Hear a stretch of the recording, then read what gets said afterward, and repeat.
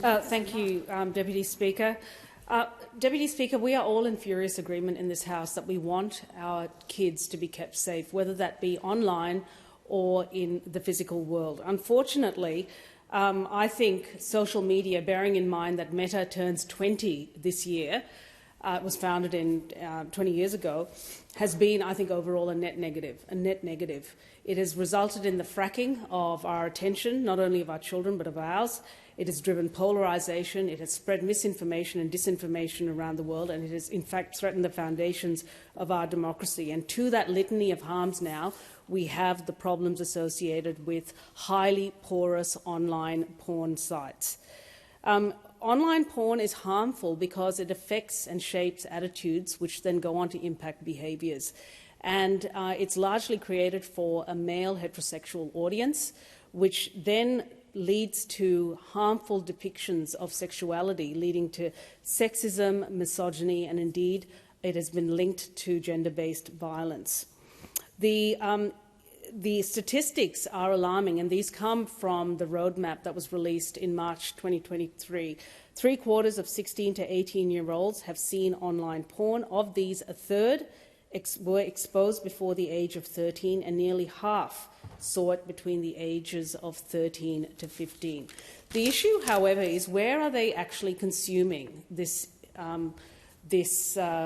material? As it turns out, 70% is consumed on porn sites, as you would imagine. However, that means that 30% isn't.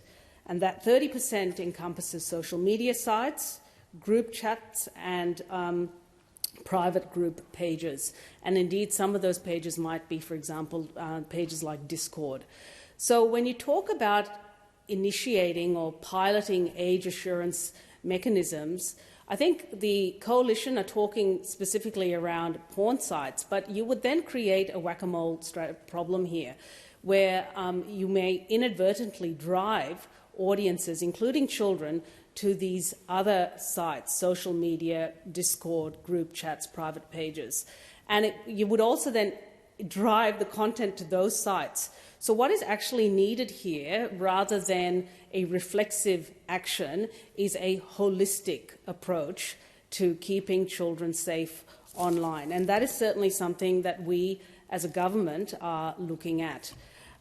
Age assurance technologies is an umbrella term, and it encompasses age verification, which has a very high accuracy, as well as age estimation, which relies on things like biometrics, for example, of the face, or analysis of the voice, which is fine if you have a voice that's not affected, for example, by strange accents, or you don't have unusual accents, I should say, or fluency problems. There are other ways also of assessing age, and that may rely on tests of capacity or cognition, similar to the tests that I used to use as a practitioner, medical practitioner. And then there are harder identifiers requiring documents, which is fine if you actually have those documents at hand. There's been some interesting work looking at age tokens, whereby an age is verified, but it is blind to both the provider, and this token is held on a device, for example, in a wallet, a secure wallet, and then used for a period of time, so that personal details are not shared every time a person wants to use access content. The important thing here is that there are a lot of technologies out there that have been trialled, but they aren't mature. They're still evolving, and we're not going to rush in. We are doing some scoping work as to which one of these are best to deploy, and it may well be, based on the advice that has come from the eSafety Commissioner, that we will have to use a choice, a variety of options, because that is in fact what consumers want. And children are going onto these sites for lots of reasons.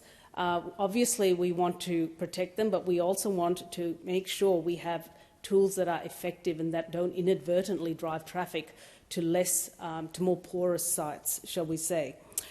In terms of a holistic approach, it's not enough to just target age gating. We also have to educate people on respectful relationships, which is what we're doing, in order to create that counter-narrative to the harmful norms that are being perpetrated on online porn.